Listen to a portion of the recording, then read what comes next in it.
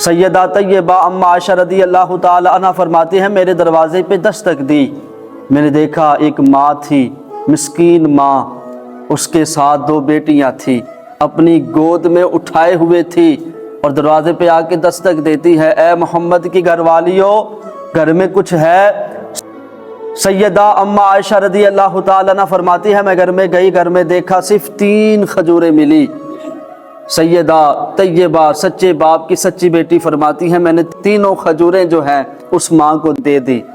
فرماتی ہے میں نے اس ماں کو دی، میں نے اپنی آنکھوں سے یہ حسین منظر دیکھا، ماں نے 2 کھجوریں جو ہیں بیٹیوں کے منہ میں ڈال دی، بیٹیوں نے کھائی۔ سیدہ طیبہ فرماتی ہے میں نے دیکھا کہ 3ری کھجور، میں نے سوچا ہو سکتا ہے ماں خود کھائے گی، کئی دنوں سے بھوکی ہے۔ فرماتی ہے ماں نے کھجور لی، منہ میں رکھنے لگی تھی، سیدہ طیبہ فرماتی ہیں بچے رو پڑے، دونوں کہنے لگے ماں مجھے دے دو۔ سیدہ فرماتی ہیں ماں نے منہ کے پاس ہی رکھا تھا، وہ کھجور بھی بیٹیوں کے منہ میں ڈال دی۔ جب میرے محبوب صلی اللہ علیہ وسلم آئے، میں نے عرض کی یا رسول اللہ صلی اللہ علیہ وسلم، میں نے ماں کو دیکھا، 2 یتیم بچیاں تھیں، مسکین بچیاں تھیں، اٹھائے ہوئے تھی، 3 کھجوریں تھی، یا رسول اللہ میرے پاس وہ 3 کھجوریں میں نے ماں کو دے دی۔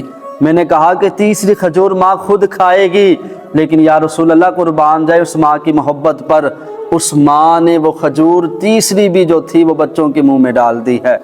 تو فرماتے ہیں دیر تک میرے کریم مصطفیٰ صلی اللہ علیہ وسلم مجھے دیکھتے رہے، اس لذت کو، اس محبت کو محسوس کرتے رہے۔